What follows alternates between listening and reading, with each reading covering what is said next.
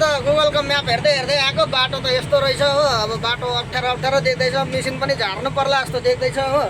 अब यता पसेको जङ्गल पसेको म्यापले यतै देखाउँदैछ, बाटो यतै होला हो हाम्रो।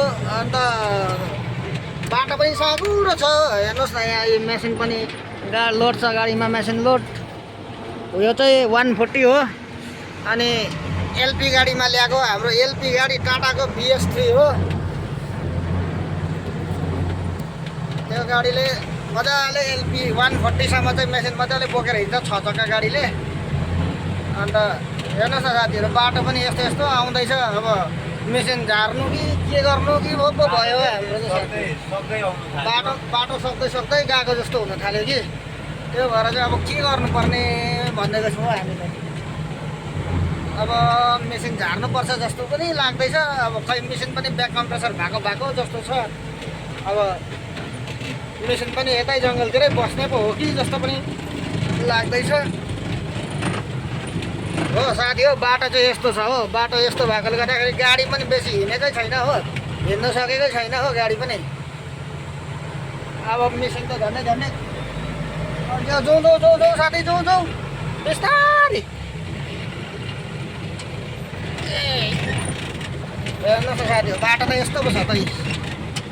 यसरी बेसी हल्यो भने त मेसिन फेरि फुक्कै भुइँमा झरिदिन्छ नि साथी हो। मेसिन भुइँमा झऱ्यो भने फेरि गयो।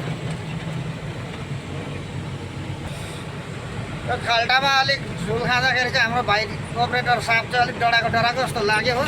र पनि होइन, बिस्तारै लाँदैछौँ। डराउनु हुँदैन अपरेटर साहब, डराउनु हुँदैन। यस्तो जङ्गल भिर बाटोमा मेसिन कुदाउने भएर कस्तो डराउनु भएको। डराउनु चाहिँ हुँदैन। जो डर गया वो मर गया साथीहरू होइन। डराउनु चाहिँ पटक्कै हुँदैन। अब अप्ठ्यारो बाटो छ भने चाहिँ अब जानु पनि हुँदैन। भरे फेरि केही हुनु भइहाल्नु सक्छ। मेसिन झऱ्यो भने त फेरि मालिकको डरलाग्दो नोक्सान हुन्छ हो। हेर्नुहोस् न साथी हो, बाटो त छैन नि। तेरिका एउटै गाडी मात्रै छिर्ने बाटो रहेछ। उताबाट गाडी आयो भने सक्यो। उताबाट गाडी आयो भने उता गएकै हो, पछाडि फेरि ब्याक गरेकै। यो जग्गा चाहिँ राते पानी भन्ने जग्गादेखि चाहिँ अलिक उतापट्टि जङ्गलपट्टि जानुपर्ने रहेछ। गाडी चाहिँ यस्तो मात्रै कुद्दो रहेछ। यो अगाडि भ्यान राखेको छ, यही एउटा भ्यान मात्रै कुद्छ कि कुद्दैन त्यो मैले 1 महिना 15-22 दिन अगाडि पनि देखेको थिएँ, 6 महिना अगाडि पनि यहीँ देखेको थिएँ। हल्लेको चाहिँ देखेको छुइनँ। र पनि खै कुद्छ कि कुद्दैन त्यो चाहिँ के गर्नु राखेको बस सोको लागि हो कि। अनि साथी हो, जङ्गलको बाटो छ, बाटोमा पानी धन्न हिलो चाहिँ छैन। हिलो हुन भने मेसिन झारेर ठेल्दै लानु पर्थ्यो नि हो साथी हो। अब यहाँदेखि उता चाहिँ हेर्नु न साथीहरू, फेरि यस्तो छ हो। यस्तो भएपछि चाहिँ अलिक मोटो च्यु हुन्छ हौ साथी हो। हेर्नु नि, अब यहाँ लुकिङ ग्लासबाट पछाडि हेर्दा पनि केही देख्दैन नि हो, जङ्गलै मात्रै।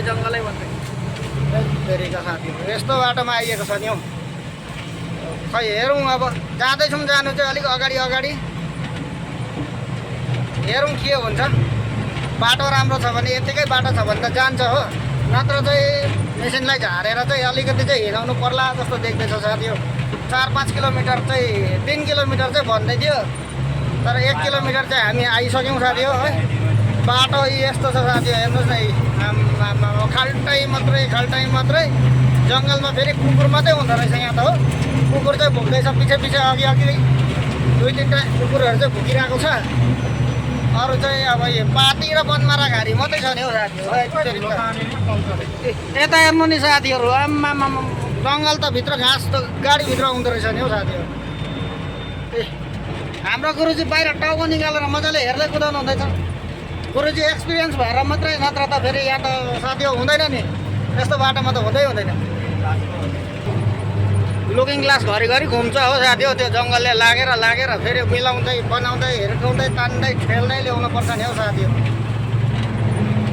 तर घाम लागेको छ। आजको दिन चाहिँ एकदम दामी भएको छ साथी हो, दामी एकदम। यहाँबाट चाहिँ साथी हो बादलहरू साह्रै दामी देख्दो रहेछ हो। मजाको हो, आकाश पनि क्लियर। बाटो चाहिँ अलिक अप्ठ्यारो। गाडी जोगाउनु कि यता मेसिन जोगाउनु कि आफै जोगिनु कि भइसक्यो नि हौ साथी हो। यहाँ त घरिघरि त मुटु चुडेला जस्तो हुँदैछ नि हौ साथी। गाडी कोल्टे पर्छ हो, मेसिन बनाइ पनि भएन, बाँधेर बल्ल बोकेको भए बाँधेर बोक्नु पनि फेरि यस्तो बाटोमा पुरा रिक्स हुन्छ नि साथी। खुट्टै झरिदियो भने कोल्टे पऱ्यो भने त गाडीसँगै तानेर लान्छ नि हौ साथी।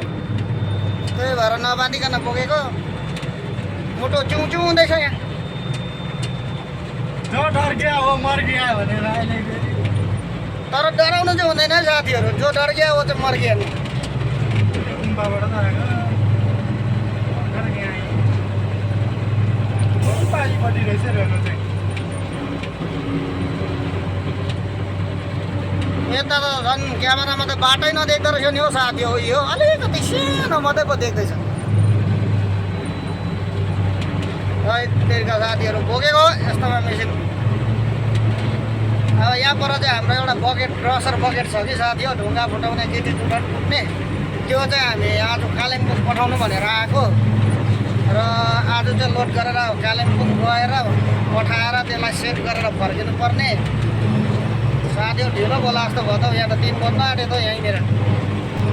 यहाँ आउनु न, यो घुङ्रिङ बनमारा पाती मात्रै रहेछ नि हो यहाँ जङ्गलमा त। बाटो त बनमारा घारीभित्र बाटो कता खोज्दा खोज्दा भइसक्यो नि हो साथी।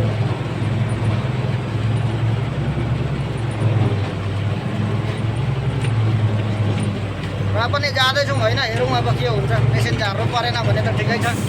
अहिलेसम्म त मेसिन झार्नु परेको छैन। अहिलेसम्म त बाटो राम्रै भेटिँदैछ। उपर एउटा खोल्सा छ, त्यो खोल्सामा चाहिँ अब के गर्नुपर्ने हेरौँ। खोल्सा तर खोल्सादेखि त पुगिहाल्यो।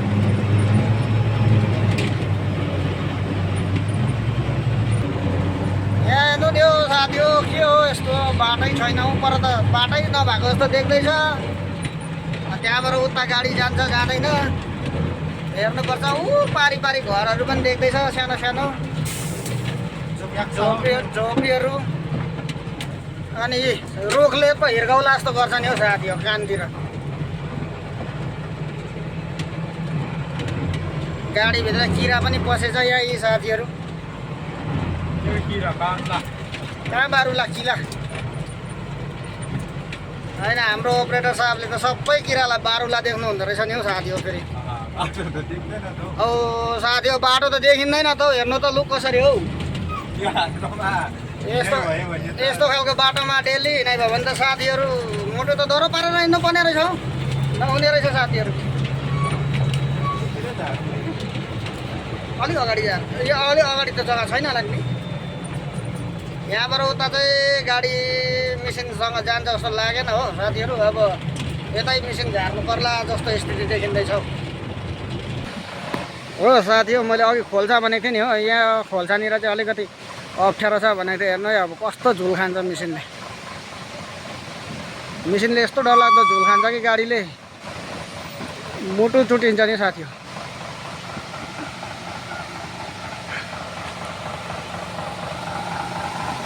दबिँदैन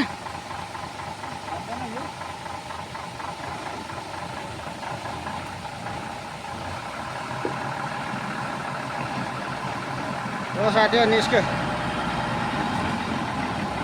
यस्तो बिजोग हुन्छ नि हौ साथी हो। हेर्नु नि फाइनली साथीहरू हामी चाहिँ आइसकेको छौँ हाम्रो क्रसर बकेट भएकोमा है। यो चाहिँ एमबी क्रसर 60 क्रसर बकेट है। यसले चाहिँ गिटी ढुङ्गा मेटल, गिटी बलुवा मेटल सब बनाउँछ हो। 20, 10, 40 सबै बनाउँछ। यसलाई चाहिँ हामीले आज ल्याउनुको लागि आएको होइन। त्यही र हाम्रो गाडी पनि आइपुगिसकेको छ। हामी आइपुगिसकेका छौँ हामी आफ्नो गन्तव्यमा। त्यही भएर साथी हो अब यो मेसिन अनलोड गरेर चाहिँ यसलाई लगाएर हामी ट्रेक गर्नेछौँ है। हाम्रो अपरेटर साहबले ढुङ्गासुङ्गा लगाइसक्नु भएको छ गाडीमा। अब बिस्तारै बिस्तारै चढ्नुहुन्छ मेसिनमाथि। उहाँ चाहिँ हाम्रो अपरेटर साहब चढ्नु हुँदैछ बिस्तारै बिस्तारै हात्तीको चालमा।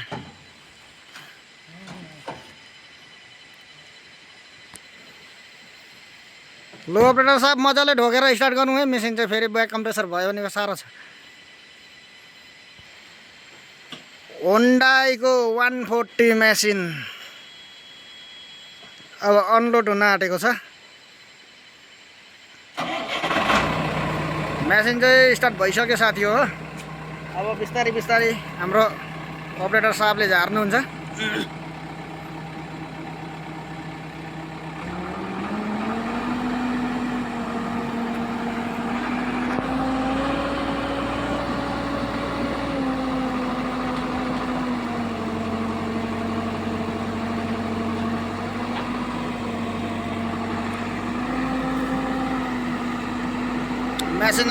उतार्दाखेरि चाहिँ एकदम सावधानपूर्वक उतार्नुपर्छ होइन।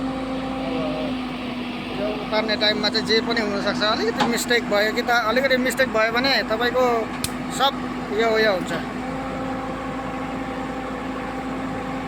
पल्टिने चान्सेस हुन्छ। र मेसिनको अपरेटरको स्किल चाहिँ यहीँबाट थाहा लाग्छ कि जसले चाहिँ राम्रोसँगले एकदम स्मुथली लोड अनलोड गर्न सक्छ उसले चाहिँ जस्तै जग्गामा पनि मेसिन चलाउन सक्छ। हाम्रो मेसिन चाहिँ अलिकति उस्तो झर्न सुरु भइसकेको छ। मेसिन चाहिँ यसरी झार्छ, अपरेटरहरूले एकदम सावधानपूर्वक यसरी झार्छ मेसिन चाहिँ।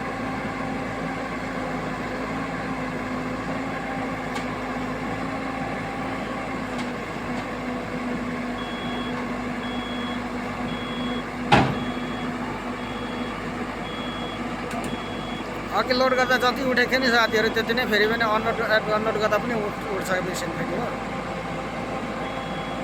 त्यो लोडिङको भिडियो पनि हामी तपाईँहरूलाई देखाउनेछौँ, हाल्नेछौँ हामी।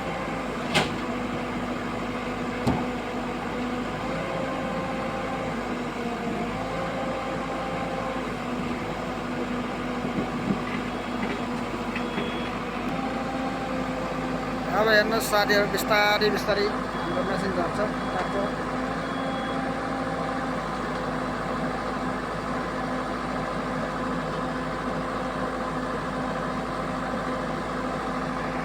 ए हेर्नु न साथीहरू, गाडी त यसरी पो उठ्छ, चक्का माथि छोडेर सिधै माथि जान्छ नि हौ गाडी त।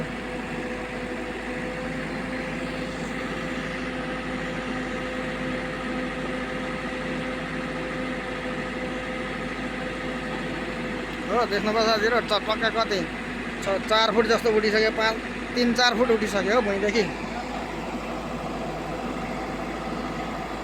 मेसिनले चाहिँ भुइँ टेकिसकेको छ।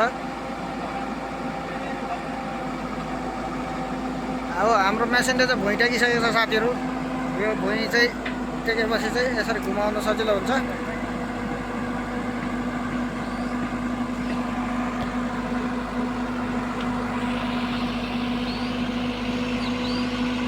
मेसिनलाई चाहिँ यसरी घुमाएर हल्का हल्का गरेर झार्नुपर्छ साथीहरू, नत्र चाहिँ फेरि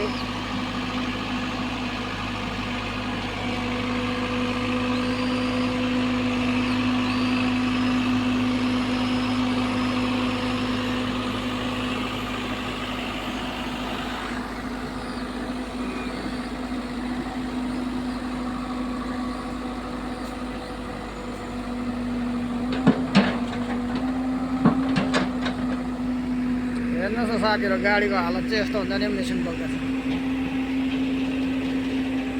अब यसलाई बिस्तारै छोड्नुपर्छ, जोडले छोडे पनि ग्राममै बस्छ, स्प्रिङ सेट भाँचिने डर हुन्छ हो साथी हो। त्यो भएर चाहिँ बिस्तारो एकदम बिस्तारो झार्नुपर्छ।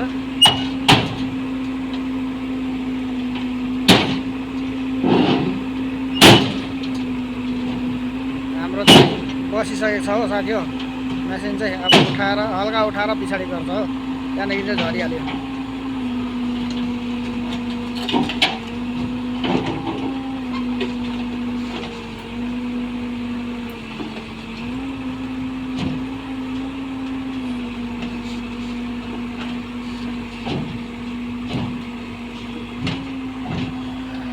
अब चाहिँ हाम्रो मेसिन झरिसक्यो साथी हो।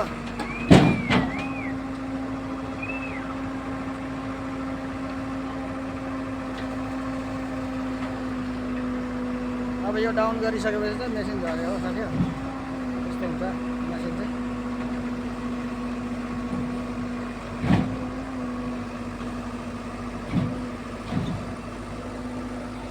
फाइनल्ली हाम्रो मेसिन पनि झरिसकेको छ साथीहरू। अब हामी भेट्नेछौँ अर्को ब्लगमा। आजको लागि यति नै। सबैले हेरिदिनु होला, मन पराइदिनु होला। धन्यवाद।